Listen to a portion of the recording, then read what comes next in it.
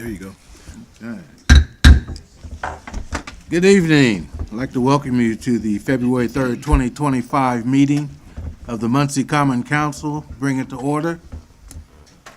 I'd like for you to silence your phones if you haven't already and stand, face the flag, and join me and my fellow councilmen in the Pledge of Allegiance. I pledge allegiance to the flag of the United States of America and to the republic for which it stands, one nation, under God, indivisible, with liberty and justice for all.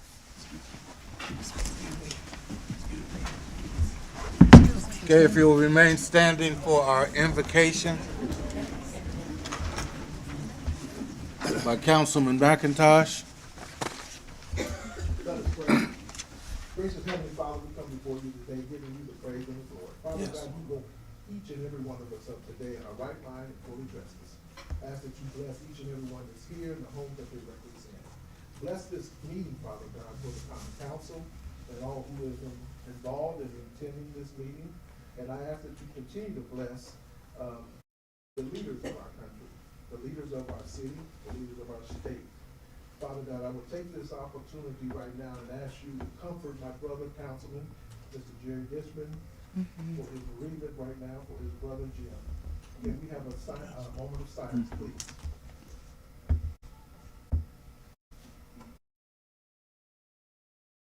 Thank you.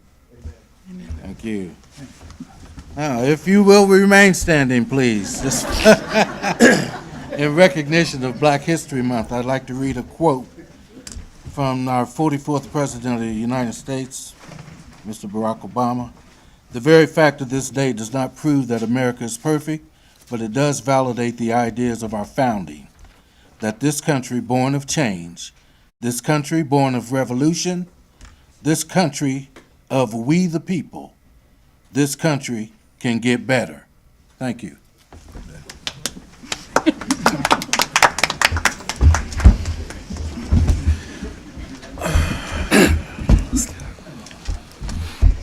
Okay, we'll move on. Our Citizens Recognition Award.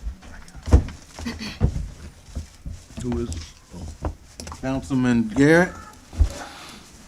Just before.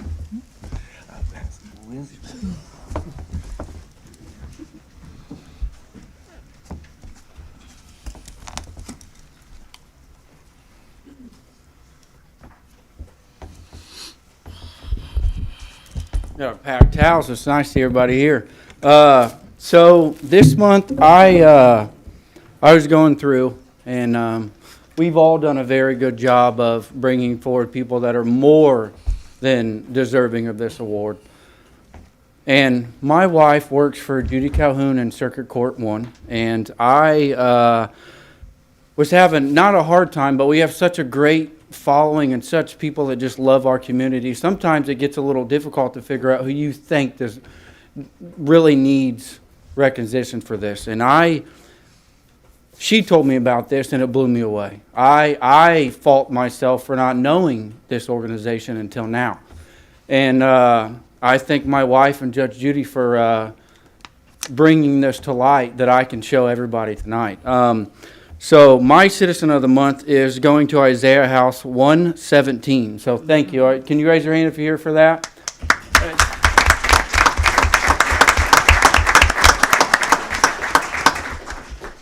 I'm going to pull my email up. This organization is, I've done a lot that is deserving, but they are unbelievably deserving for this. I mean, to do what you do, day in and day out, to make sure that you help these kids transition the safest and most best way possible is, thank you. It is beyond rewarding, and I commend each and every one of you for what you do.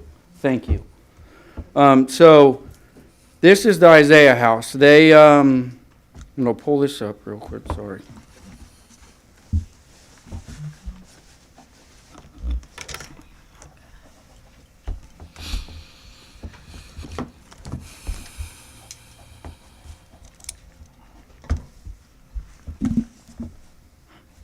They're an organization that helps foster kids as they are coming from foster care to placement housing. And my son-in-law is a product of this, and I love him to death. He's a product of it, but he did not have your organization back when he went through it. But so when you have your transition from foster housing or from placement to foster housing, they help transition.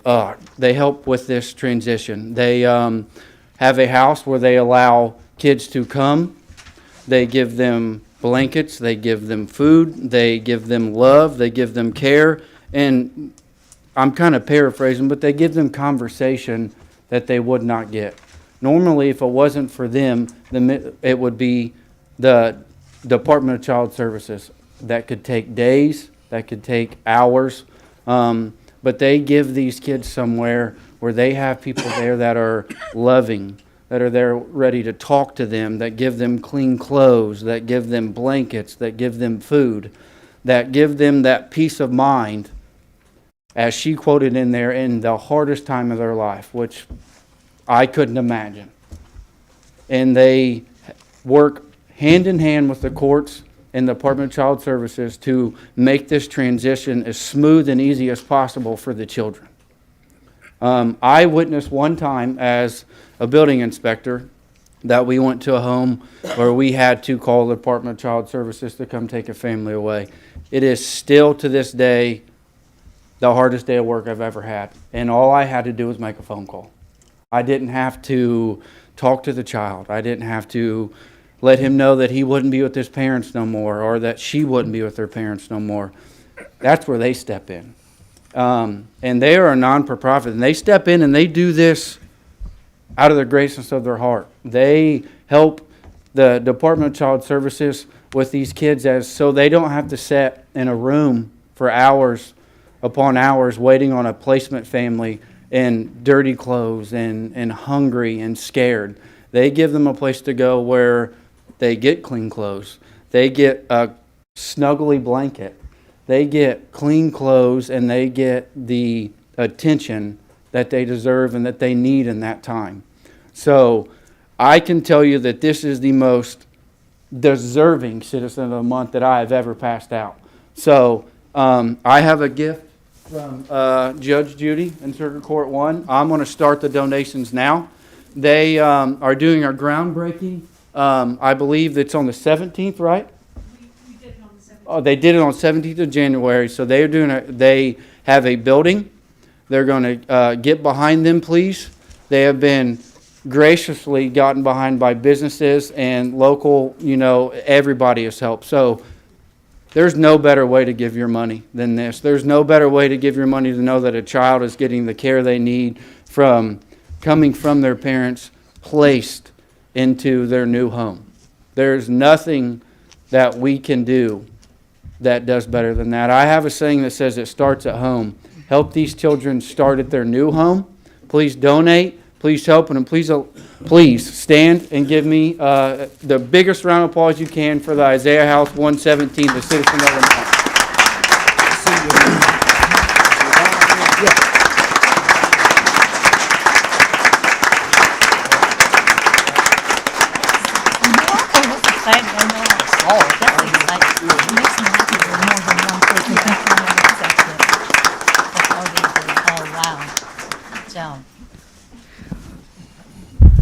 Give all the volunteers a second here.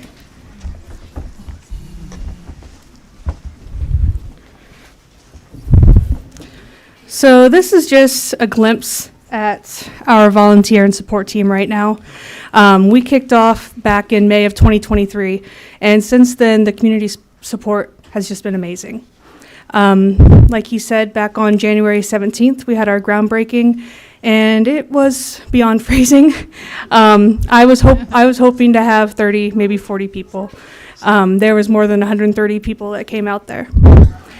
So that is just an insight to where we're at as far as getting involved into the community.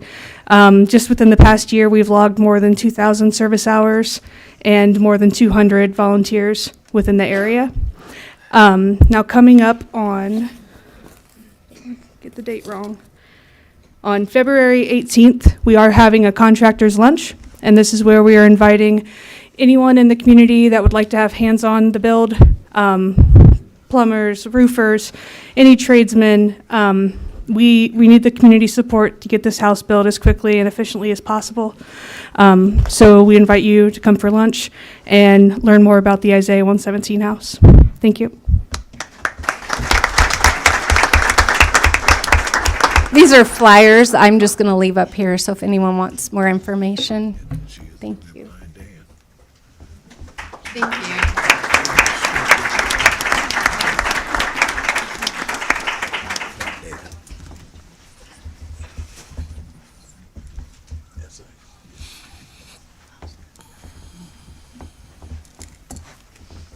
Please grab a flyer. Like I said, there's nothing that can help better than this. Thank you. Thank you, guys. Thank you. Thank you, Mr. Garrett. And our next month's Citizen of the Month will be Sarah Gullion. Okay, is Yvonne Thompson here? Yeah, right there. Okay. Right now, we're going to recognize the winners of the Black History Essay Contest. We'll let you, Ms. Thompson handles those duties.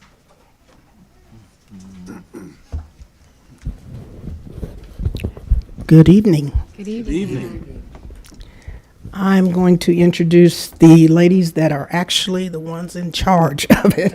Dr. Kendra Lowry and come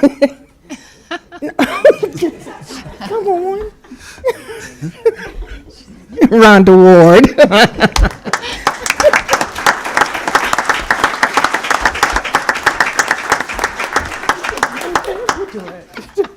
Rhonda and I work very closely on this award, and this is my first year being the chair. So we are going to invite our three winners to come up and read one at a time. We had over 300 entries for this contest that's sponsored by the Martin Luther King Dream Team.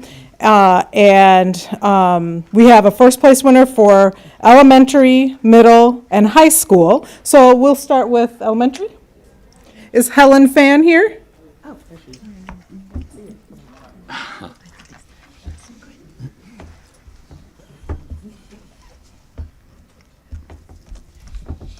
And Helen goes to, would you like to say where you go and what grade you're in? Or do you want, you want to say what grade you're in and what school you go to? I'm in 5th grade and I go to Burris Laboratory School. Okay, so you can put your essay up here and read it. Centered in grace, how Misty Copeland inspires me. A ballerina soars across the stage, landing in a graceful plie, then pivots gracefully in piqué turns before returning to her partner for a pass to the wicks. As she and her partner engage in complicated moves and lifts, you start to wonder who she is. You've wondered about her because she's the best dancer, the one who gets all the lead roles. She's not just any dancer, she's a principal dancer, and not just any principal dancer. It's Misty Copeland, a principal dancer at the American Ballet Theater. In 2015, Misty Copeland became the first African-American woman to be named the principal dancer in ABT's history. This is a historical achievement, as ABT is one of the 3 leading classical ballet companies in the U.S., and historically, the ballet community has suffered from a lack of diversity. Her biggest contribution to the civil rights movement was breaking racial barriers in ballet, and she represents what it stands for. She faced financial challenges in her youth, but after given a chance to learn ballet at the age of 13, she quickly progressed and was en pointe within a few months. Misty Copeland is a role model for me, as I relate to her as I am also from an underrepresented ethnicity and have also been studying ballet. Her achievements question the old ideas about race and who gets to perform ballet on stage. Even when she had to constantly adapt to new changes, she continued to study hard and put forth her best effort. Sometimes, when I feel like giving up, I think of her and realize she never gave up. inspiring me to strive to be like her, to fulfill my own dreams and wishes. Thank you.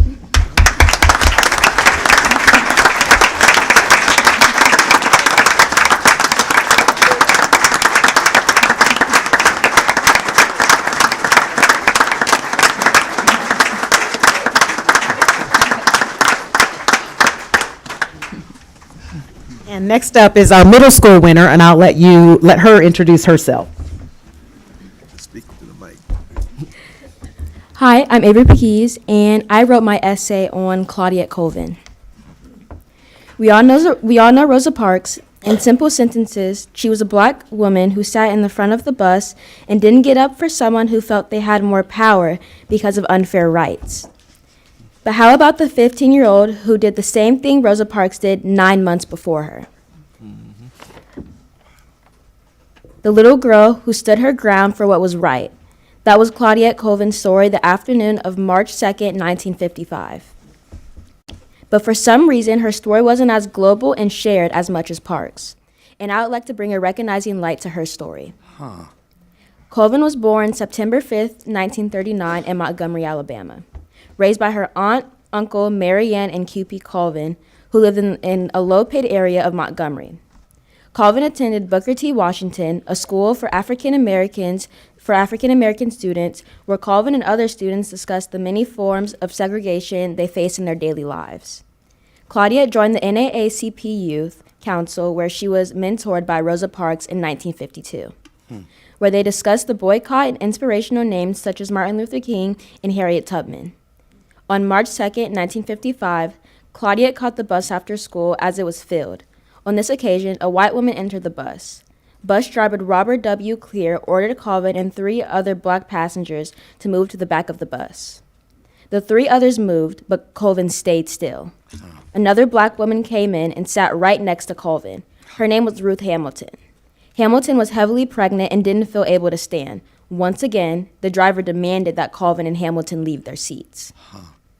Police showed up, Hamilton moved, but Colvin still refused. They forcibly removed her from her seat, and she shouted that her constitutional rights were being violated. Colvin was handcuffed and arrested. Colvin got charged for disturbing the peace, segregation laws, and attacking a police officer.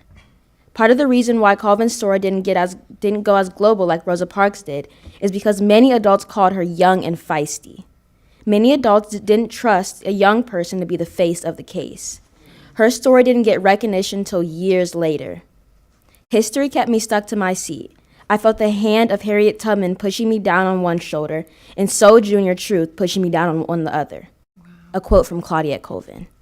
Her story didn't just make a positive change during the civil rights movement, but pinned a point for me and other young black women. We're not too young to fight for what's right and make a change. We can be our own advocates even when others don't believe in us. Thank you.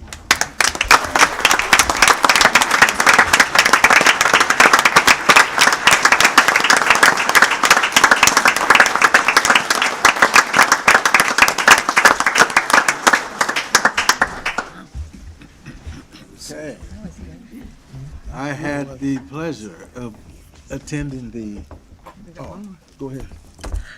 Breakfast Saturday morning, and I kind of heard these essays, and I'm telling you, they blew me away. And now I present to you our high school winner. My bad, man. Hi, I'm Michaela Gibson, and I am a 9th grader at Muncie Central High School. My essay is called Finding My Own Truth with Sojourner. Sojourner Truth once said, "Life is a hard battle anyways. If we laugh and sing a little as we fight the good fight of freedom, it makes it all go easier. I would not allow my life's light to be determined by the darkness around me." When I was in 7th grade, life was rough for me. I was severely depressed. I couldn't find my worth as a young black girl. Then my math teacher, Miss Edwards, told me that I have a purpose, and she said, "Continue to strive for greatness." She said, "Be resilient like Sojourner Truth." And that was the first time I had ever heard that name. The lost woman of our past stayed right here beside us, and Sojourner Truth walked beside me as I read about her back in middle school. I learned she was a remarkable black woman who made significant contributions to the abolitionist and women's rights movements. She shaped the future and influenced the civil rights movement in America by her words and the way she never let racist society stop her flow. Sojourner Truth's speeches and advocacy taught me that if I use my voice for the better and not for the worse, the world can change for the better too. A star always has a backstory. Born into slavery as Isabella Baumfree, she later took on the name Sojourner Truth, reflecting her loyalty to speaking the truth. Sojourner Truth's life was molded by the harsh realities of slavery, which she experienced firsthand. As any young woman, she endured physical and emotional abuse, as well as the trauma of being separated from her family. However, her resilience and determination to fight for her freedom and the freedom of others will become the driving force behind her remarkable journey. One of Sojourner Truth's most famous contributions was her powerful speech, "Ain't I a Woman?" delivered at the 1851 Women's Rights Convention in Akron, Ohio. In this speech, she challenged the idea that women were weak and inferior, using her own experience as a strong, hardworking slave to demonstrate the fallacy of such beliefs. Her words resonated with the audience and became a rallying cry for the women's rights movement, inspiring generations of activists to come. Sojourner Truth's impact extended beyond the women's rights movement. She also played a crucial role in the abolition that led to the civil rights movement. Truth traveled extensively, giving speeches and lectures that called for the immediate abolition of slavery. Her personal experiences as a slave gave her the unique perspective and credibility, and her powerful oratory skills captivated audiences and helped sway the public's opinion in favor of the abolitionist cause. She also worked to secure land grants for former slaves, ensuring that they had the means to build a new life for themselves and their families. Sojourner Truth laid the path to the civil rights movement. As we think about Sojourner Truth's contributions, it is important to recognize that her work faced a lot of challenges and setbacks. We know that all too well, the way that black people's skin brings caution signs. Truth faced a lot of controversy and discrimination for her determination and courage in the face of adversity made her inspirational for those of us who continue to fight for a more just world. Like me, I am inspired by Sojourner Truth. She makes me want to break free from these chains of oppression. White society tries to put us in a box of something unknown and unwanted. But like Sojourner Truth, I'm going to continue to shine my light even when they close their eyes, because I shine like the sun, and when I do, I make a good difference. Looking into the future, Sojourner Truth's legacy is a reminder of the powerful of individual actions and importance of standing up for someone else's beliefs, even in the face of overwhelming odds. As we continue to have issues of racism, sexism, and social injustice in America, Sojourner Truth's example reminds us that the progress is possible when we as Black women speak up and show our strength and brilliance. I am really glad that I learned about Sojourner Truth. Her life and words make me shine my life's light and refuse to be determined by the darkness around me.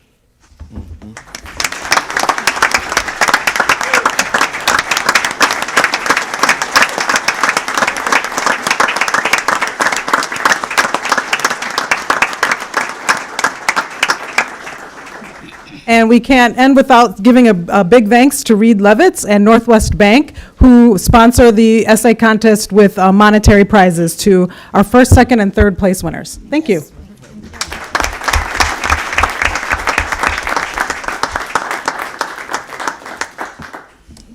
Thank you. Okay, roll call. Mr. Dishman. Present. Ms. Selby. Present. Mr. McIntosh. Present. Mr. Green. Present. Ms. Powell. Present. Mr. Garrett. Present. Ms. Gilliam. Here. Mr. Basham. Here. President Mason. Here.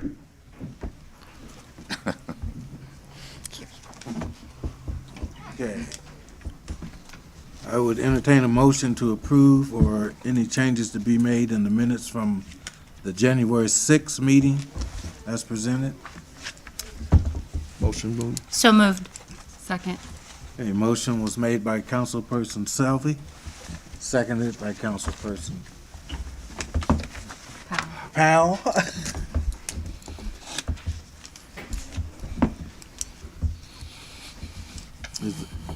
Roll call, please. Mr. Green. Yes. Mr. Garrett. Yes. Mr. Dishman. Yes. Mr. Basham. Yes. Mr. McIntosh. Yes. Ms. Gilliam. Yes. Yes. Yes. Yes. Okay, committee reports. Are there any committee reports for the council? Mr. President, Yes, sir.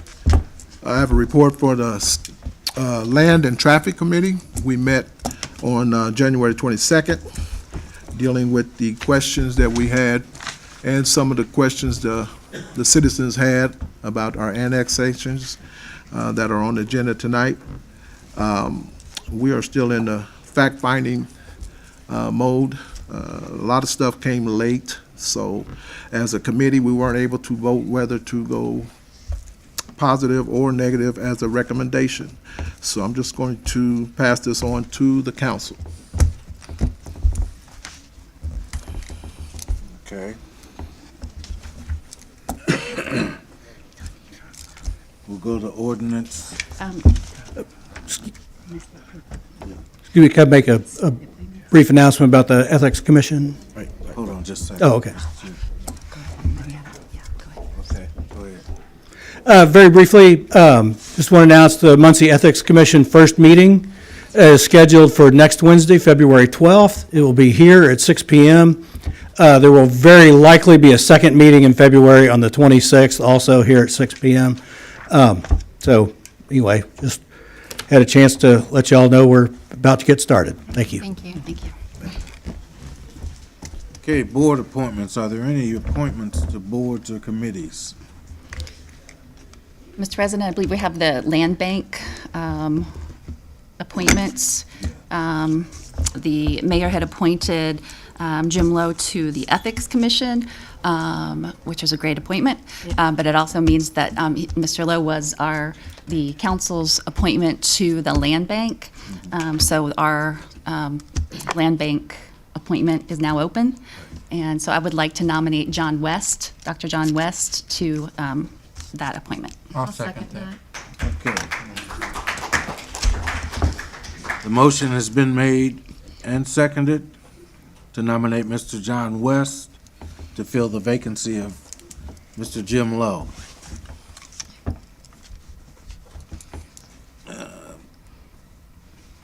We do a roll call vote? Doesn't that man speak? Any other nominations? I think Mr. West might want to speak. Is Mr. West here? Would you like to? I'll just speak from over here. You got to come up here. Unfortunately.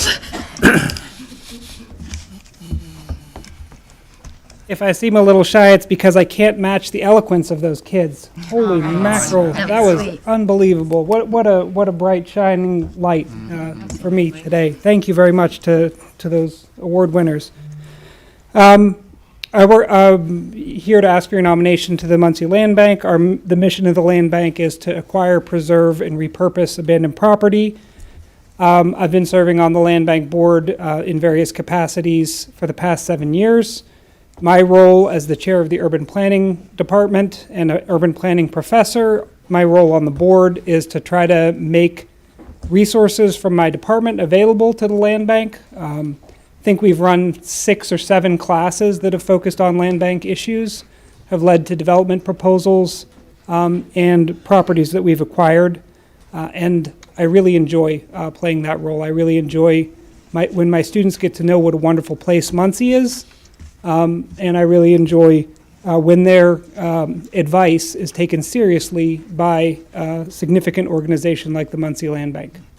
And I also wanted to recognize the service of Jim Lowe. He's been a fantastic colleague for the past 2 years. Thank you very much for your service. And I want to thank the council for the nomination. And that's all I have to say. Thank you. Thank you.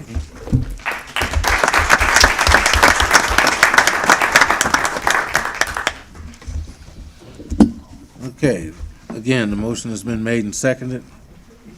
All in favor signify by saying aye. Aye. All opposed, same. Motion carries. Congratulations. Thank you. Thank you. Congratulations, Mr. West. back on the block. Okay. To ordinances previously introduced. Ordinance 3124. Ordinance 31-24. An ordinance of the City of Muncie, Indiana, annexing certain territory to the City of Muncie, Indiana, placing the same within the corporate boundaries thereof, and making the same a part of the City of Muncie, Indiana. Annexation Area Number 3, city-owned parcel near Farmington neighborhood. Is there a motion for approval of this ordinance? So moved. Second. Okay, motion's been made and seconded. Roll call, please. Oh, any discussion? Is there anyone here to speak on that?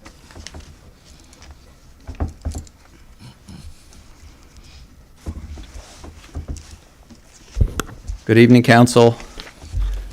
We are here to answer any questions, I suppose. I mean, we've kind of gone through this in the last couple of meetings and at the committee, so if there's anything else that you need information on, we'd be happy to provide it. Council have any questions? Comments? Any members of the public have any questions or comments?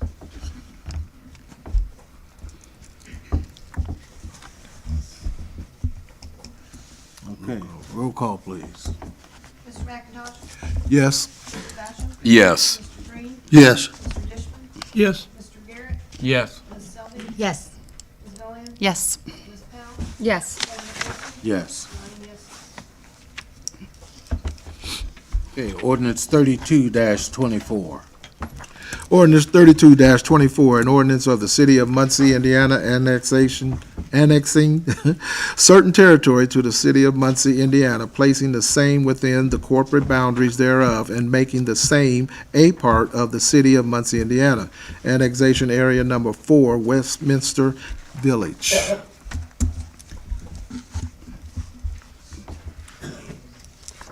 Is there a motion for approval of this ordinance? Mr. President, Yes. I'd like to move that the council adopts ordinance 3224. I'll second that. Okay, motion's been made, seconded, that we adopt ordinance 3224. Any question? Is there anyone wishing to speak on this ordinance?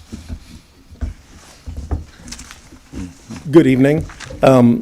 Obviously, we spoke at the Land and Traffic Committee, and we've spoken here before. And you know, the biggest impact to city services with this annexation of Westminster does fall on the fire department, fire and EMS protection. So I would assume, obviously, that a lot of your questions probably center around that. So I guess I can start by any questions you guys have. I'll do my best to answer them for you. Does council have any questions or comments? Mr. Garrett?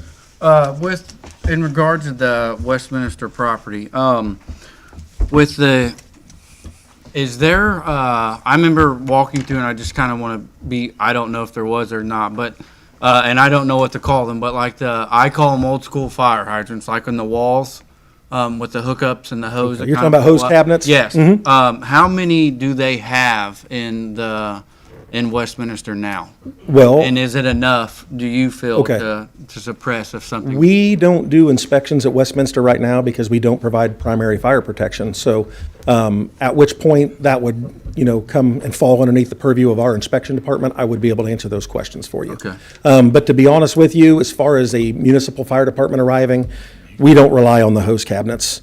We don't rely on them in the dorms at Ball State. We don't, just because they get disconnected, things get put in them. Probably not much chance there's going to be a can stuck inside one at Westminster Village, but it is something that we've seen at Ball State, but cans and bottles and such. So we don't rely on them, but that is part of what is required from them. But like I said, if the time comes that we respond to that area, then our protection, or our Fire Prevention Bureau will go there and do an inspection of the facility. And I'll be able to answer that for you at that time. And kind of going off of that, the neighborhood behind there and the villas, they both have fire hydrants located in the neighborhoods and the villas, correct? They do, and that's actually inside the city limits right now. Okay, yeah, I figured, okay, thank you. Yep. Mr. President, Anyone else have any questions? Jerry first. Yeah, Councilman Chief, Dishman. Chief Burper. Gaston Volunteer Fire Department covers Westminster Village right now, right? That is correct.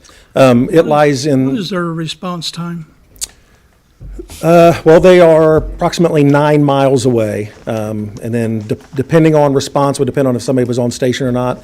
That is data that can be utilized, but I believe what was put forth to me was about 16-minute average response time from their station to there.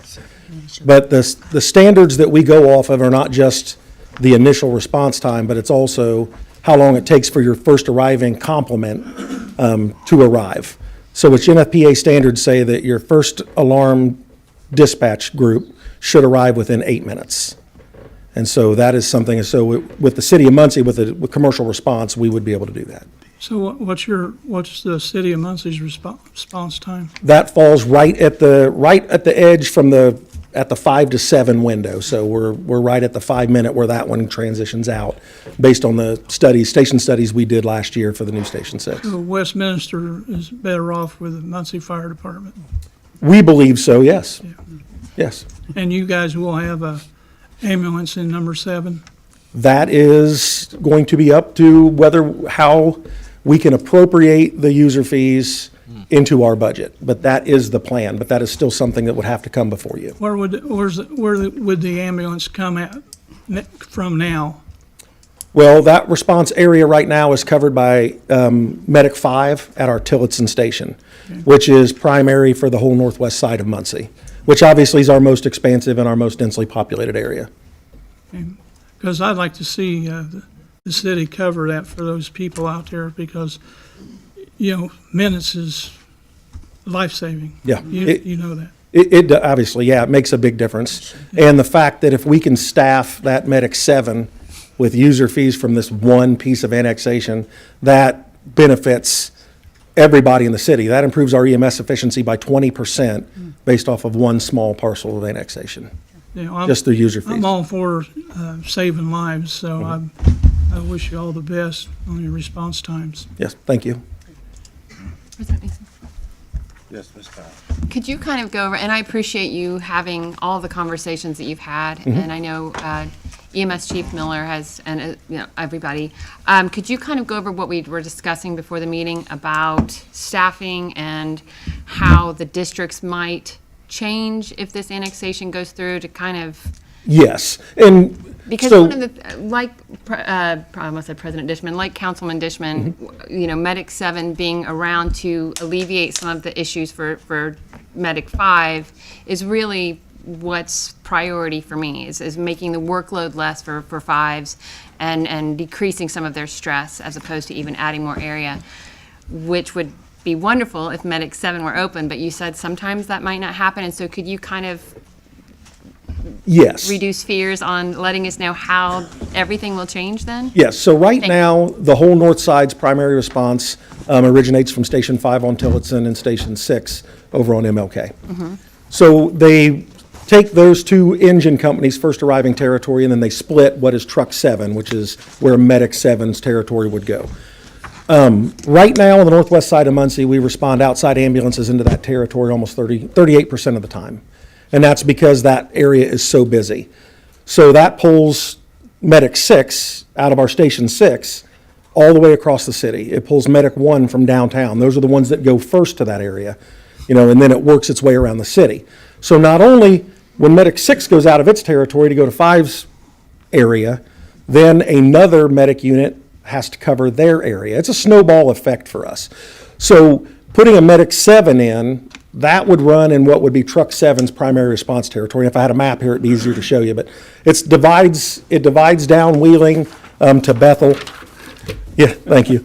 And then goes up Bethel to McGalliard, and then everything north of that location and to the west of Walnut becomes Medic 7's area, where then Medic 5 takes everything basically to the south of Bethel, down to the river.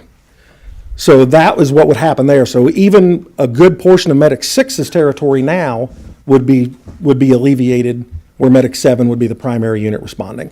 So when we ran the data based off the days we've had a Medic 7 this year, with having additional staffing during these low vacation personal day times. We ran the data and we reduced the call volume, and this is just a small parcel of time that we were able to get. That was 9 days that ambulance was in service at the time we ran the numbers. And so annually, we decreased the number of times that Medic 1 was running, and by adding this tells us that's only when they responded out of their territory into Station 5's area. Per year, that would be roughly right now, based on these numbers, 474 times that Medic 1 in a year would be running to Medic 5's territory, which they would be in their downtown first due station. 621 times Medic 2, which is the farthest unit from this area of annexation, it's going to alleviate 621 calls from that unit. And that's because it's backfilling up as we really require that, or would prefer to have that unit up there. Medic 3 was 110 call reduction. Medic 5 at our Station 5, right now when that went in, that would alleviate 1,095 calls from that ambulance in a year's time, making them available to respond to those primary calls in their immediate district. Medic 6, which is your district, Mr. Mason, 584 calls.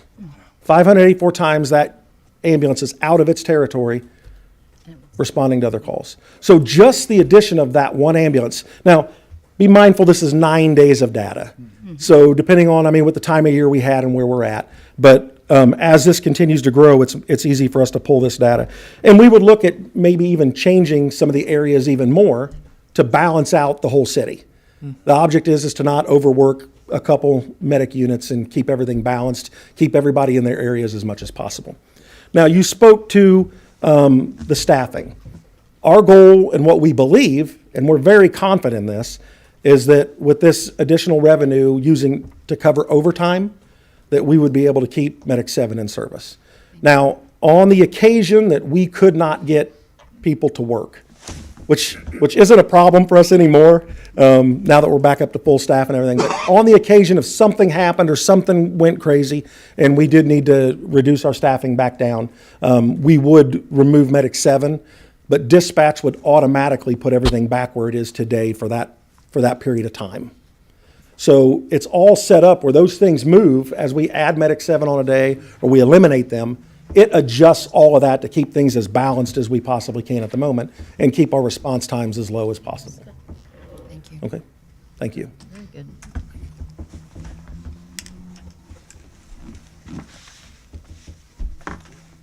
Any other questions? Comments? Thank you. Thank you, Oh, Chief. I'm sorry, I do have one quick Yes. question. Is that okay? So did I see that if that had been a for-profit, if that building was for-profit, the amount of taxes that were coming in was just only about $10,000, is that correct? Based If it off the were- assessments, if based off the that's right now? assessments, they're 42% of the 3% Mhm. would come to about So it'd $10,400 only be annually. $10,000, okay.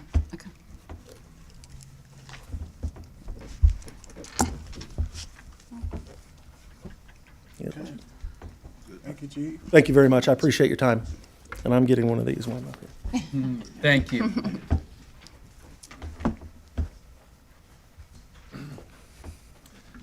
Hi, guys. Jason Chafin, President, Local 1348.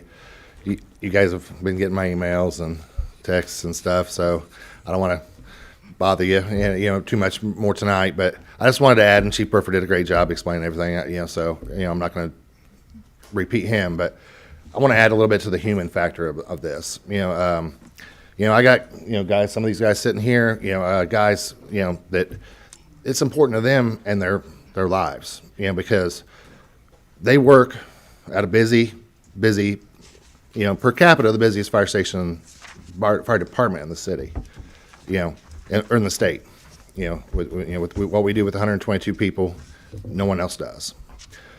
When we can alleviate and we can have this revenue from Westminster, give our staffing give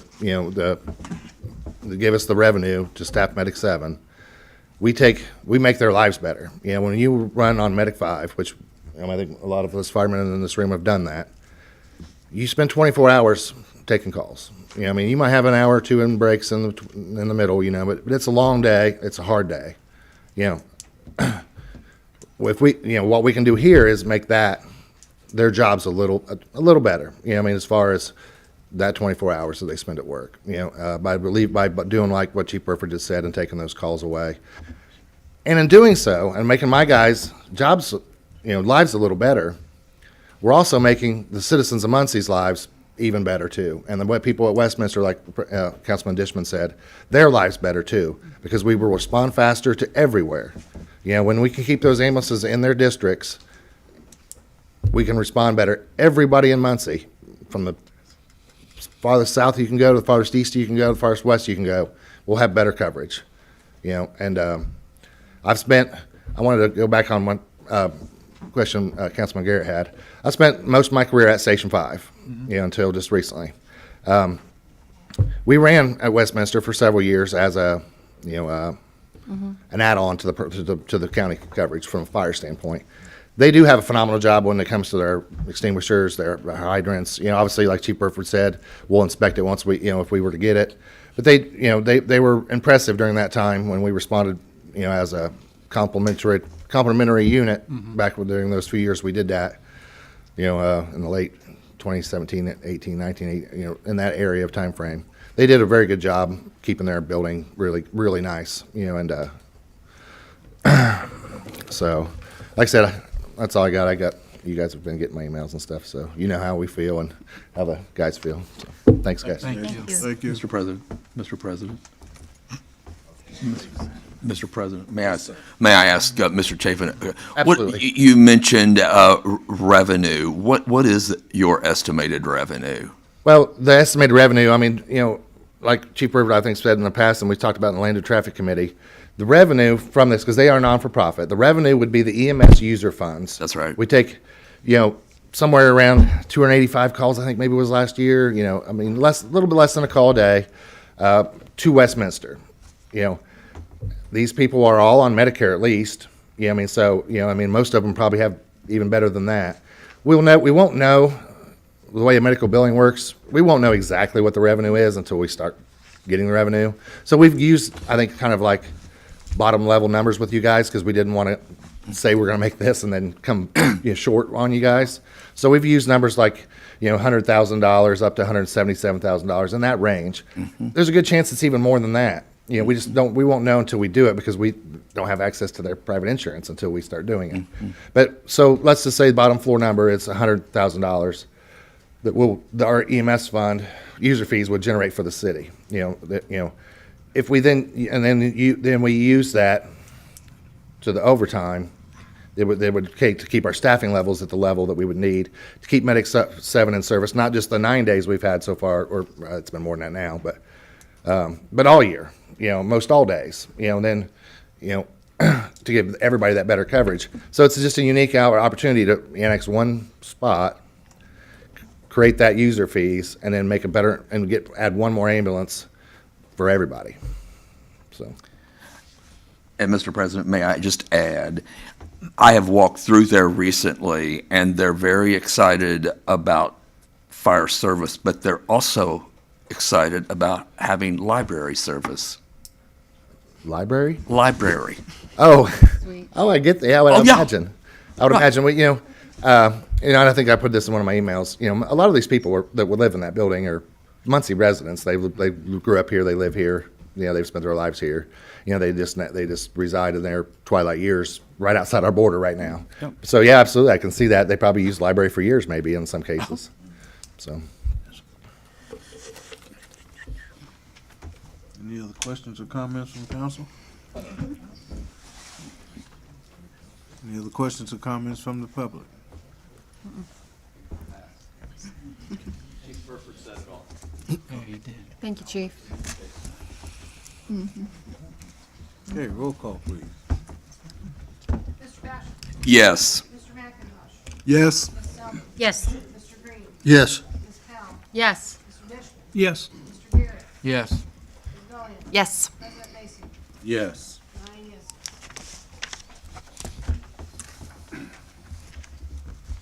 Okay, ordinance 1-25. Ordinance -125, an ordinance amending chapter 159 flood plan floodplain management of the Muncie Code of Ordinance. Is there a motion for approval of this ordinance? I'll make the motion. Second. Okay, motion's made and seconded, made by Garrett, seconded by Gillian. Hi there, Alan Wisely with the City Attorney's Office. I'm one of the Assistant City Attorneys. Last month, Building Commissioner Rawlings was here to explain this ordinance. Every few years, the city is required to update this ordinance in accordance with the new requirements from FEMA and the Indiana Department of Natural Resources in order for property owners in the city of Muncie to continue to participate in the federal floodplain insurance program. Without this program, the property owners in the city of Muncie who live within the floodplain would not be able to get insurance on their properties. Mm-hmm.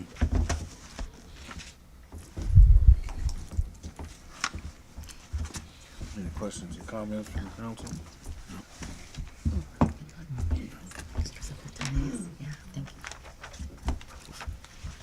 Any questions or comments from the public?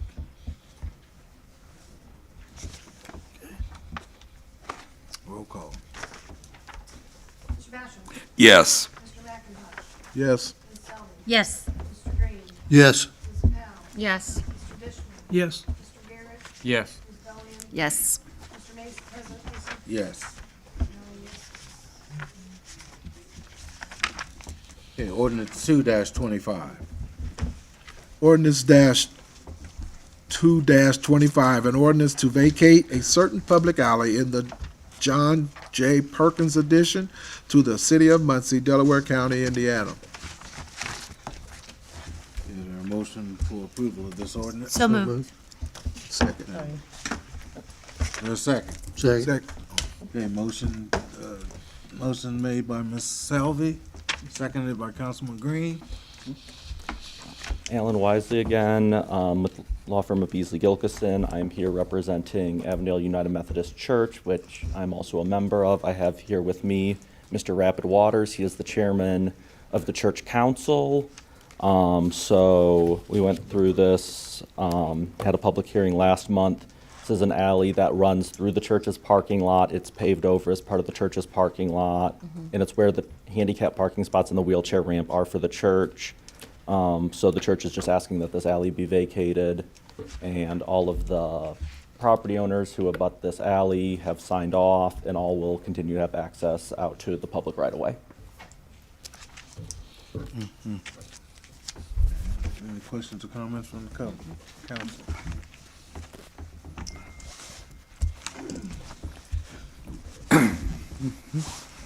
Any questions or comments from anybody in the public?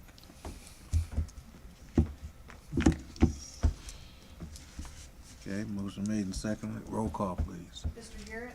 Yes. Mr. Dishman? Yes. Ms. Selby? Yes. Mr. Green? Yes. Ms. Powell? Yes. Mr. McIntosh? Yes. Mr. Basham? Yes. Ms. Bellion? Yes.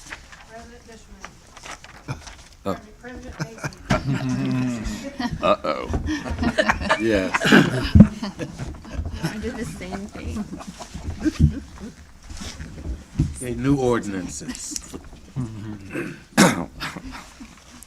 Ordinance 3-25, an ordinance to amend the City of Muncie Comprehensive Zoning Ordinance from the R-4 Resident Zone to the BC Community Business Zone on premises located at the northwest corner of the intersection of West Memorial Drive and South Sampson Avenue, Muncie, Indiana.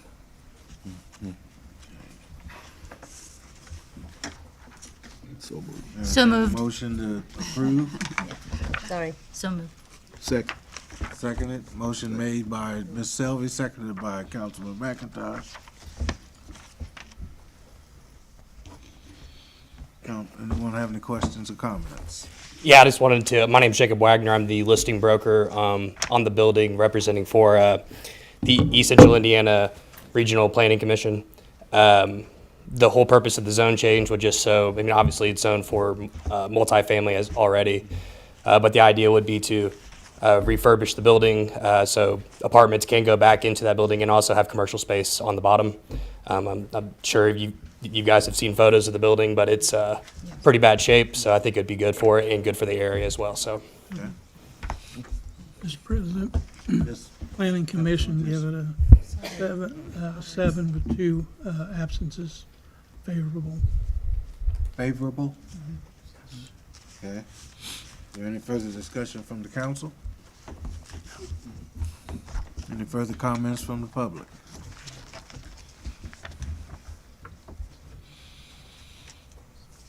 Okay, thank you, guys. Okay, we'll take a voice vote. All in favor? Aye. Signify by saying aye. Aye. All opposed, same. Motion carries. Ordinance number 4-25. Ordinance that, I don't keep saying dash, ordinance 4-25. An ordinance to amend the City of Muncie Comprehensive Zoning Ordinance from the R-4 resident zone to the BV Variety Business Zone on premises located at the south side of West Williamsburg Boulevard, 385 east of North Morrison Road, Muncie, Indiana. Is there a motion for introduction of the ordinance? Motion made. I'll second that. Got to discuss it. Who made the motion? Motion. Okay, motion made by Councilman McIntosh, seconded by Councilman Garrett. Does anyone from the public here wish to speak on this? Come to the podium, please. Here we go. Should the requester come first? Yeah. Yes. You do, okay. Go ahead, Chris. Hi, I'm Steve Serves. I'm representing the developer on the site. We'd like to request this be continued for a month to give us a little bit more time to prepare some additional documentation. It seems like there's so many people that had questions at the Planning Commission, and the Planning Commission had even asked us for information that typically you wouldn't have for a rezone. So it just gives us a little bit more time to bring something to the council that we can share with everyone. Okay, the Plan Commission's recommendation was unfavorable Yes, by a 7-0 vote. we understand that. Sir, Yes, ma'am. I have a question for you. Is there a reason why you didn't bring those plans forward before all this? Typically for a rezone, you don't have plans or anything like that. We can prepare a concept plan to show what we had, but typically when you do a rezone, you don't go into plan development or anything like that until you know that you're getting approved. It costs the client a lot of money that could be wasted, if you do that. Yeah.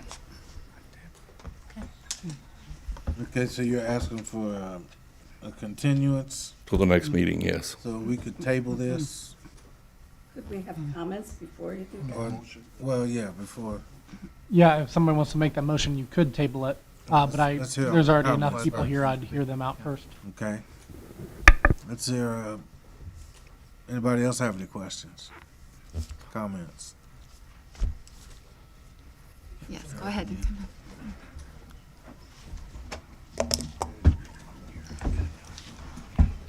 Good evening, Hello? President Mason, City Council members. I am Jim Lowe. I live at 2501 North Kensington Way in Robinwood. So my property is adjacent to this property under consideration. So I've sent all of you emails. So what I'm about to read, and please bear with me, I want to read into the minutes, could be pretty repetitive, but we are opposed to, and as many homeowners are opposed to granting of this change in zoning for this particular parcel. And as you just heard, the recommendation from the Planning Commission was 7-0 unanimous, unfavorable recommendation. And it was a good meeting. It was a good discussion during that meeting. But this land north of us has a long history of zoning requests. So I'm going to repeat those. In 1991, Variety Business was considered. 1991, a planned unit development. 1995, Variety Business. In 2012, Variety Business. You kind of get the the sequence here, and then now variety business. So as a result of these multiple zoning requests, we've been subjected to an intense increase in variety business north of our neighborhoods, or VV variety business zoning encroachment from McGuire south up to our backyards. And just give you a kind of a glimpse of what used to be. When we built our house in 1989, there was no Walmart, there was no Lowe's, there was none of that property was, and we knew it would be variety business at some point in time, but not up to the backyards of our properties. But our neighborhood, as you guys know, is R2, R5. Many years ago, I served on the Planning Commission and the Board of Zoning Appeals, so I know that good zoning should limit allowing variety business land next to residential land, where homeowners have invested a large portion of their income and anticipate a good quality of life. We built our house in 1989, so we have personally, I did today actually, the noise from one of the businesses, endured the negative impact to our lives created by the activity of many numbers of the businesses that have opened and closed in that area.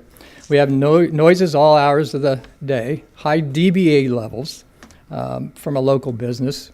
I'm working with Nate Sloan to try to figure out how to rectify that situation. Trash in our yard that comes from these businesses, all-night light pollution, the smells from semi-trucks, the noise from dumpsters being emptied at 4 o'clock in the morning. It's better than an alarm clock, actually. Loudspeakers used by the various businesses to call their employees. Concerts held at the musical instrument store on weekends and late hours of the night. High-pitched noise. Never think of this, but noise from a healthcare supplier that was offloading oxygen from their high-pressure storage tanks, and it just was piercing into our neighborhood. And these are things that you wouldn't think of that impacts our lives. Pedestrians trespassing through our yards, some running to escape being caught after shoplifting. You may recall someone was shot and killed several years ago in Walmart's parking lot. And then several years ago, this has probably been 5 to 10, there was someone killed, a motorist was killed at the intersection of Williamsburg and Morrison. So a big traffic situation has started to occur in that area. So our concerns are not reacting out of fear of what might be. It's reality, and it's taking place now. And will only intensify with the further encroachment of variety of business. So listed in the application is the intent to build a gas station and a hotel. But as you know, once the parcel is changed to variety business, anything listed under variety business can be built. So with no plan, you can build anything at that location. And under variety business permits BL Limited, CB Central, BL Limited Business.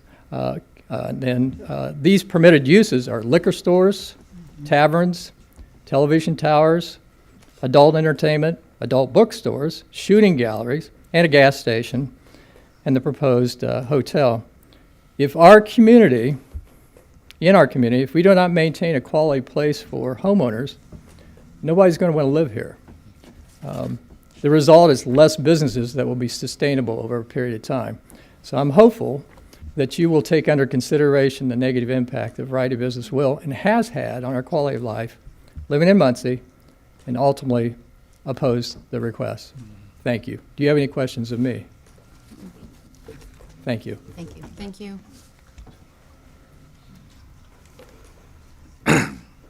State your name, please. Hi, good evening. My name is Carrie Milliner. I'm the president of Eagles Nest Association, and this consists of 24 families. I stand before you on behalf of the residents who strongly oppose the rezoning request that would allow a gas station and a 4-story hotel to be built directly behind our 1-story condominiums. The residents of Eagles Nest chose this neighborhood for its quiet residential character and sense of security it provides. Many of the residents are elderly individuals ranging in the age of 70 to 98. Unfortunately, due to health limitations, most of our families could not be here tonight. But we stand together united in our opposition to the rezoning. The development would have a devastating impact on our community. Traffic on Morrison at Williamsburg Boulevard is already congested. Adding a gas station and hotel would only make this worse. Increased traffic means more noise, pollution, and a greater difficulty for emergency services. The bright illumination from the gas station and hotel would reflect directly into our homes, disrupting our privacy and quality of life. Many of us moved to Eagles Nest specifically for its peaceful environment. The towering presence of our 4-story hotel looming over our 1-story homes would be unacceptable. It would overshadow our properties, diminish our privacy as well as our property values, and fundamentally alter the character of our neighborhood. The residents of Eagles Nest have worked hard to build a safe, comfortable community, and we urge you to consider the profound impact this rezoning would have on our lives. On behalf of Eagles Nest families, I respectfully ask you to deny this rezoning request. Thank you for your time. Thank you. Does anyone have questions for me? Thank you.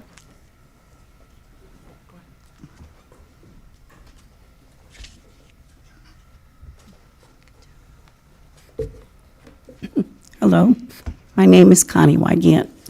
I'm a resident of Eagles Nest, which our homeowners association president just spoke of. I'm here, I'm going to just read this because I'm not a good speaker, but I have prepared this statement.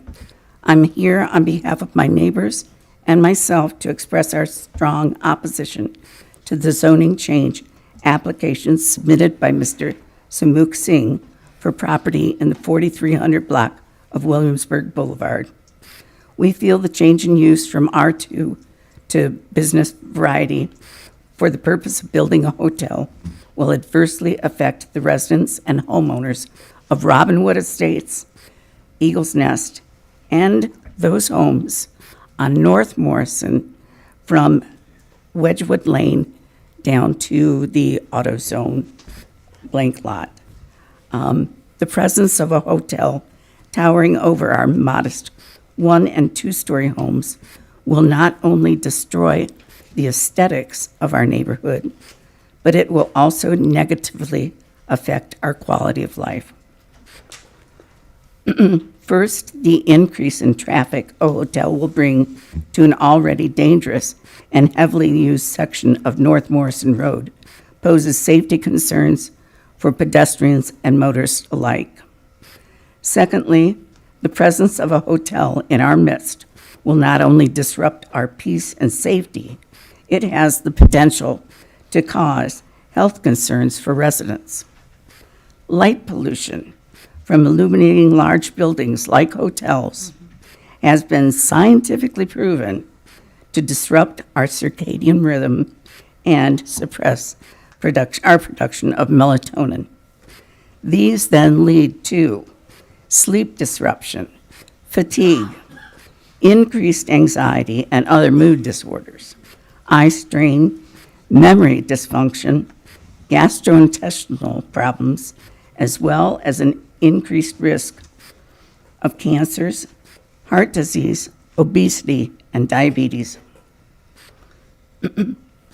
Light pollution will also affect our resident wildlife neighbors, the deer.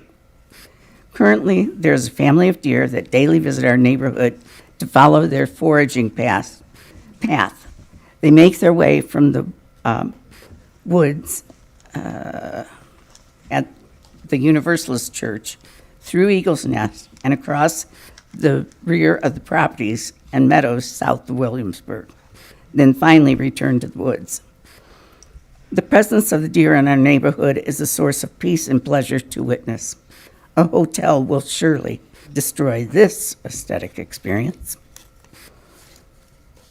A hotel in our neighborhood will not just affect our health and safety, it will affect our wealth and worth. The character of our neighborhood will change from a safe, friendly, walkable place to one where people are afraid to answer their doors, welcome a stranger, or venture out after dark.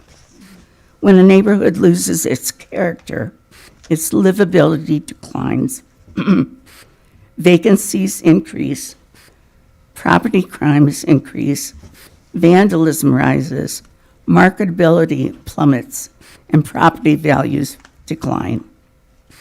When these things happen, property owners lose pride of ownership and neighborhoods decline. The property owners of this neighborhood, and I'm speaking Eagles Nest, Robinwood Estates, and those across Morrison, are middle-class citizens. Our homes are the biggest investment most of us will ever make in our lifetimes. We care for our homes responsibly so that our homes will care for us someday. We need our homes to accrue value, not decline.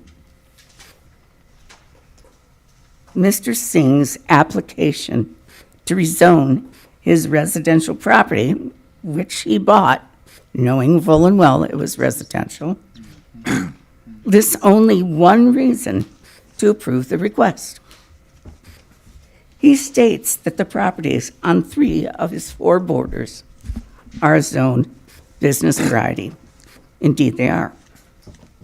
However, this reasoning completely ignores that there exist multiple owners and residents bordering his rear property line.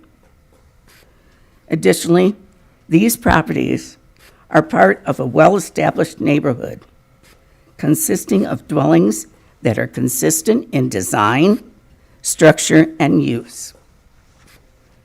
What affects one of our neighbors' properties affects all of our properties. We strongly believe that the interest of our residents and property owners far outweigh Mr. Singh's plan to build a hotel in our midst. There are alternate landscapes in Muncie that are better suited to hotels than Williamsburg Boulevard. Please consider denying Mr. Singh's rezoning request. And just on a side note about the deer, under the urging of my granddaughter, who is 7 years old, put it in her words, but Grandma, the deer are people too. Oh, yeah. Thank you for your time. Thank you. Thank you. Good evening. My name is Charles Tewitt, and I'm here tonight as the president of the Robinwood Neighborhood Organization. And you've heard a lot of the concerns that we've been gathering. We've had neighborhood meetings, we've had door-to-doors, we've had conversations, emails, all of the different communications that have come in. And our neighborhood is kind of abuzz with all these concerns. Basically, we could boil these down into 3 major things: the light pollution, the noise pollution, and probably the most consistent thing is just the traffic and the danger involved with adding that. If you've been past Walmart, this is the road that you turn into right before you get to the main entrance of Walmart. If you have ever tried to turn left out of Williamsburg, you know, pack a lunch. You're going to be there all day. And so, and again, these are, you know, we can repeat these things over and over again, but I want to. There's a lack of any kind of a vision, any kind of a picture of what this will be like. And there was, in the Metropolitan Planning Commission meeting, there was really no information. There was one piece of information that we were given. And so we were said that, you know, the plan is to stay, you know, 25 feet away from the property line, right? Because that's what's required by statute, right? But I want to give you this picture. Since we're close to March and this is Indiana, this is a pretty apropos. But I want you to picture a basketball court. Now the 3-point line's at 22 feet, right? Going all the way around. Take a step or 2 back, or, you know, go to where Caitlin Clark shoots from, right? Right on the logo. That's 25 feet. So when we're talking about something that's on paper, everything looks one way. But imagine 25 feet from your back door. You've got all this activity going on, all these lights, all the traffic. Imagine a gas station, say it's midnight, 1 a.m., somebody brings in a car, and let's say they forgot their muffler that day, you know, or maybe they welded some straight pipes in, whatever is going on, all of a sudden that's what you hear. Middle of the night, and these type of operations tend to go 24/7. 25 feet is not a lot of space, and, you know, our residents deserve to be able to enjoy the peace and tranquility of their own homes. You know, this is the biggest investment that most of us will ever make in our lives. So representing the neighborhood organization, we are humbly requesting that you deny this request for the rezoning. Thank you. Are there any questions? Thank you. Hello. Thank you very much for listening to us and for having us here this evening.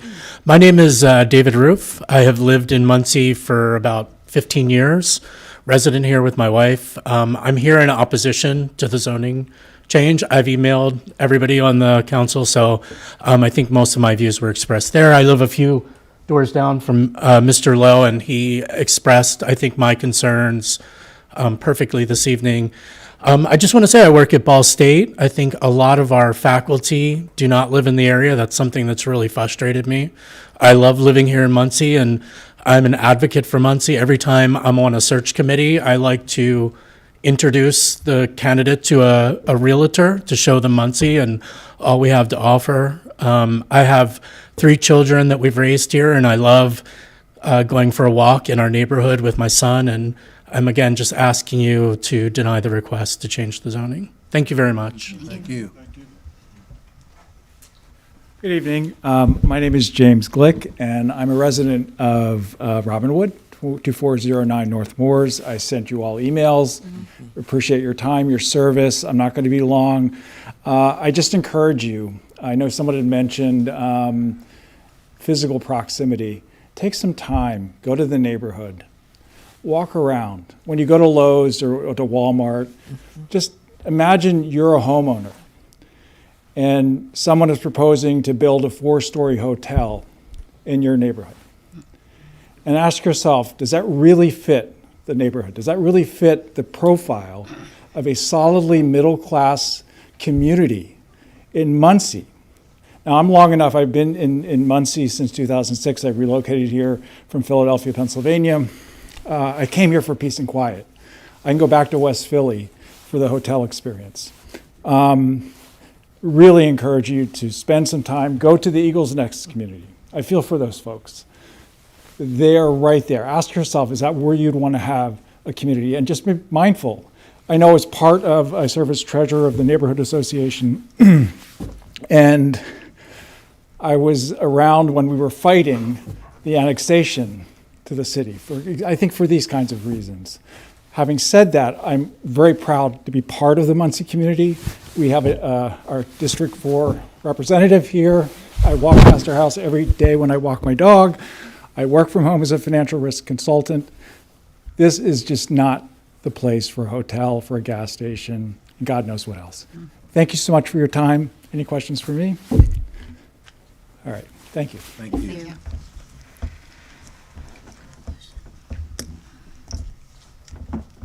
Good evening, Kylene Swackhammer from the Plan Commission. I just wanted to say that the agenda describes the change as going from the R4 residence zone to the BV variety business zone, and it's actually currently R2. Good. Okay. Thank you. Thank you. Okay, this ordinance is for introduction and therefore requires a motion for to be introduced. I think we did. We did the introduction. Okay. Do a voice vote. Any other questions from the council? I have one thing to say. If I can. Mr. Lowe, I think you did a very phenomenal job when you said smart, good zoning. We have to think about all 4 corners when we do smart, good zoning. We have to think about both sides, both front and rear, when we're doing good zoning. So I thank you for bringing that up.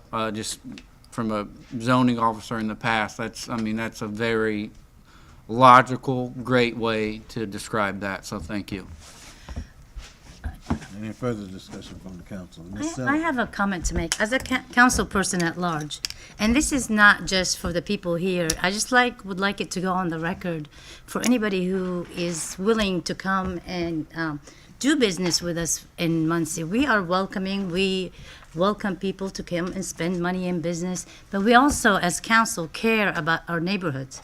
Protecting our neighborhoods and what they look like is more important to us than, you know, the business side. So for gentlemen like you, sir, that come in here, we just want everybody to know that we do fight for our citizens, and we, you know, we care for their homes and, you know, their safety, health, and their health. So I just want that to be known, that we don't take, or we don't decide on decisions like that lightly. And I want to appreciate that the neighborhood, from Eagles Nest to the Robinwood, wow, you guys have been so active. We heard you loud and clear. Those emails did not stop coming.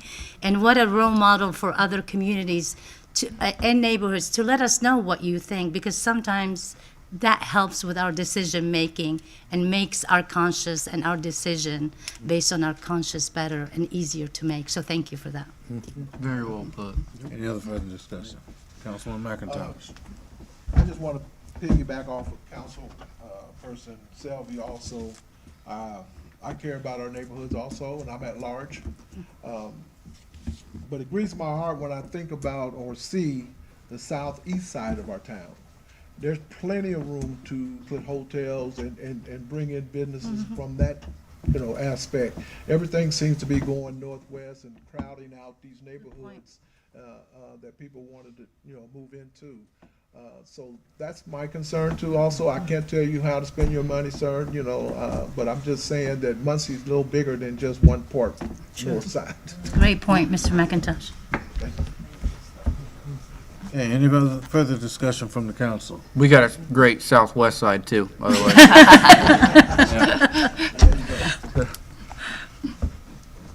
way. Okay. All those in favor of introducing ordinance 4-25 signify by saying aye.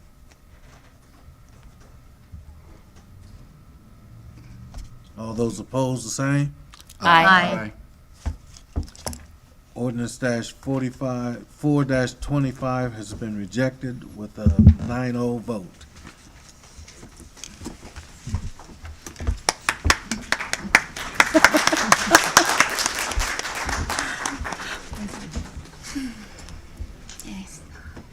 Okay, ordinance 5-25. Ordinance 5-25, an ordinance amending chapter 77 parking regulations of the City of Muncie Code of Ordinances, payment, location, and distribution.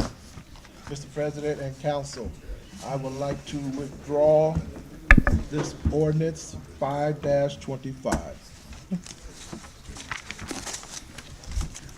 Okay. This one, it's the, they asked them to withdraw it with Is that a administration. motion? And just let them pass the I don't know. Okay, this You ordinance is being sponsored it, withdrawn right? at the Yeah, he request of the sponsored city administration.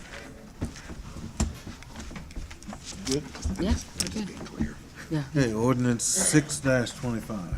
Ordinance 6-25, an ordinance amending chapter 77, parking regulations of the City of Muncie Code of Ordinance, Burris Laboratory School parking.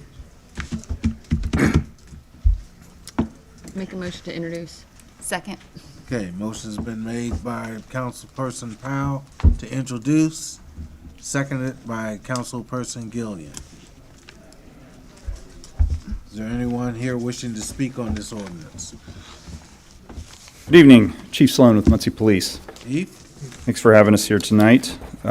So, I don't know if most of you are familiar with Burris Laboratory School, but there's not much parking there. Most of it's all state parking, and it's really, really expensive. So, over the years, there's been a system put in place, an agreement between Burris and parking to allow those students to park in certain areas. I've got Principal Ben Maga here today to kind of explain how that process works at his school. I don't want to put words in his mouth, so.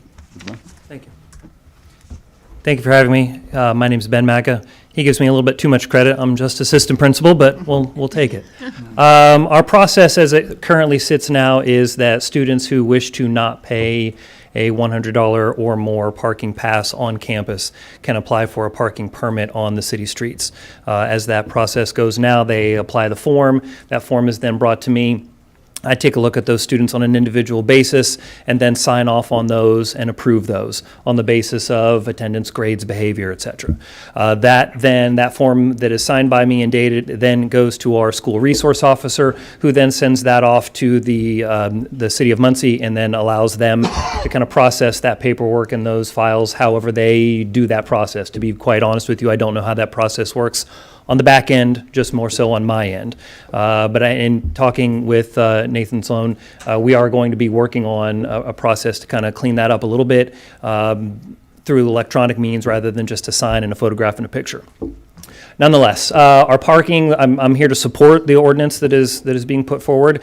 Really nothing about the ordinance that's being proposed stands in great opposition to what it is that we currently do. If anything, it just kind of codifies some more of the boundaries and sets into place a little bit more of the boundaries that we have, as well as kind of defines the processes that we already have put in place. So there really is no major change in what is being done and what is being proposed versus what's being done currently. Thank you. Any questions? Yes.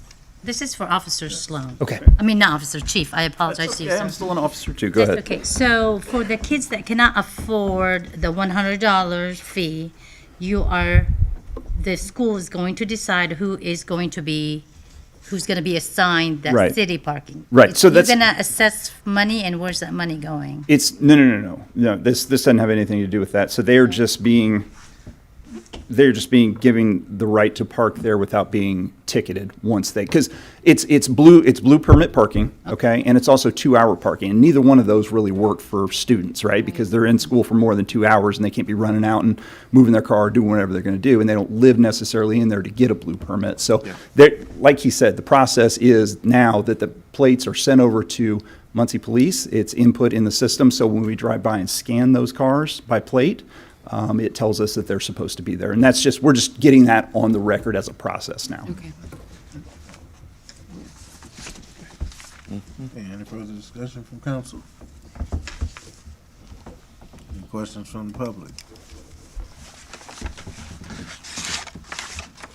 Okay, all those in favor of introducing 6-25 signify by saying aye. Aye. All opposed? Motion carries.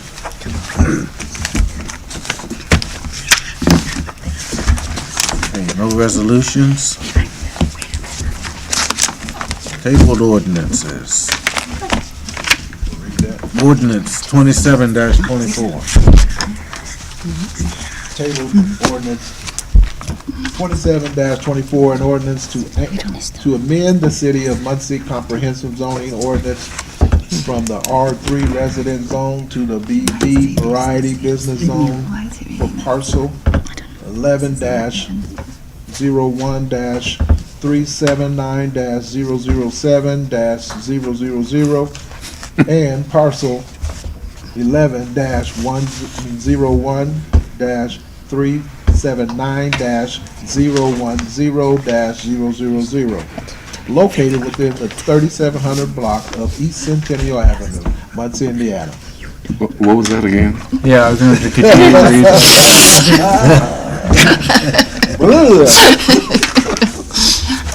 It's already good. Twice, man. It's gonna pass. Okay, is there a motion for approval of this resolution?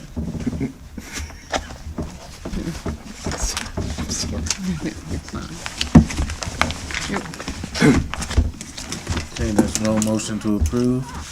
Just stay on the table. Mr.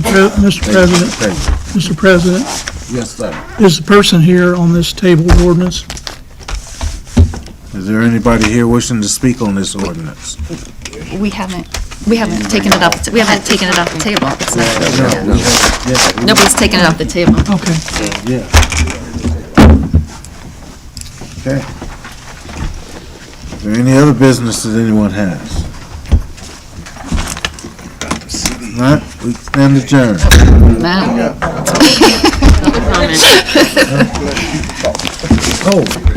Oh. Public comment. Tell them. It's been a long day, man. See you later. I'm telling you. Harold, should I take that personally? Please don't. I'm Charlize Jameson, Muncie. And I want to read a brief quote from Edmund Burke. If you don't know him, he made it in 1795, so that's why. The only thing necessary for the triumph of evil is for good people to do nothing. And I say that because over the last few weeks and months, there's been an attack on something that we hold very dear and have a history of holding dear, and that's diversity, equity, and inclusion. DEI has now become an ugly slur for many people in this country. And it's a couple of little ironic things that, we're celebrating Black History Month. At the same time, there are those that are making efforts to rid anything that remotely resembles diversity, equity, and inclusion. And then I have these, this was not planned, but I sat here and listened to 3 wonderful essays by the youth of our community. They said it way better than I could. DEI is not a slur. Diversity, equity, and inclusion is not weakness. It's one of our greatest strengths. And as I look up on this dais, several of you would be considered DEI people. As I look in this audience, several would be DEI people. The person speaking right now would be a DEI person. Many in our community would fall under the description of DEI. It's wrong, it's hate-based, and if I were sitting up there right now as one of you, I'd be making a motion for a resolution, if not an ordinance, that says the city of Muncie rejects this effort, and I would strongly encourage you to do that, to stand up against the hateful voices in our nation's capital, in the Oval Office, and in our State House.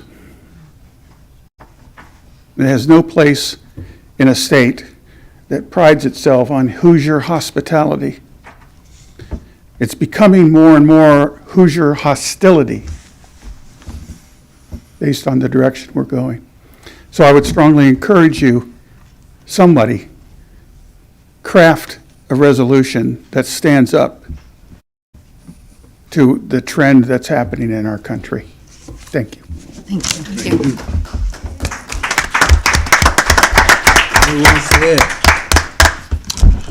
Steve Craig. Hi, Steve Craig, Muncie. I'll be quick. This past Tuesday, Councilperson Green was at our neighborhood association meeting.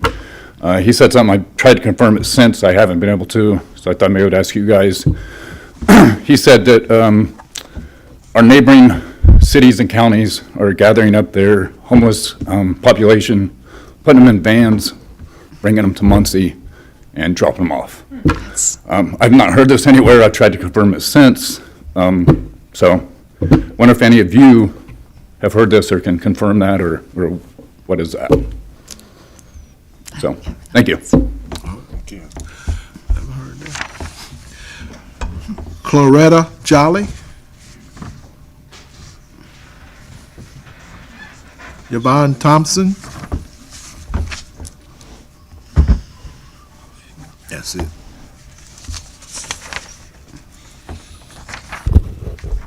Good evening. I stand before you speaking as Director of the Muncie Human Rights Commission. And just wanting to let the council know that the Muncie Human Rights Commission is working with individuals in the city to help get information and resources and support for immigrant situations that are taking place here in our school systems, in our churches, in our places of business. So just wanted to let you guys know that there are people that are working to help bring some comfort, somewhat of peace of mind. We are working to help get people strengthened and just to help them to be able to be who they are. We know we have undocumented people here, but we would like to ask that the resources and the funding that our police force and whomever would want to take on that particular situation with undocumented immigrants, we would hope that you would spend those dollars wisely and to help. The police department already has social workers in place and already has community engagement officers in place. That has helped tremendously to help make Muncie a more welcoming place, and we appreciate that. But we also know that there are people that are very uncomfortable right now with the climate that is going on. But again, there are people that are working. There are people that are busy to try to make things a little more comfortable. And I think we're all a little not scared, but uncertain. So that means that we need to work together. That means that Human Rights needs to work closely with the police department. That means that people just need to work together and be neighbors instead of enemies. And so I just wanted the council to know that and to be aware that there are people that are working to help make Muncie an even more welcoming place. Thank you. Thank you. Miss Yes, Hi, Councilman Ms. Self. Thompson. Hi. I'm an immigrant myself, so I understand the best way to kind of work with this is actually to work with immigration attorneys.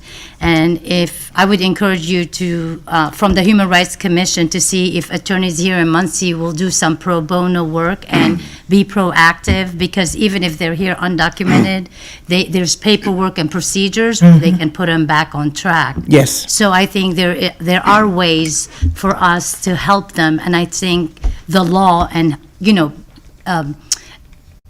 communicating with attorneys and finding people that can help legally would help a lot, alleviate some of the stress. We've been in contact with some lawyers in Indianapolis. Yes. And I think one here. Yes, I do believe Beasley and Gilkison. Yes. Yes. Yes, and then Aubrey Christ Yes. also. Okay, thank you. So we're working on it. Thank you. Okay, any other business? Entertain a motion to adjourn.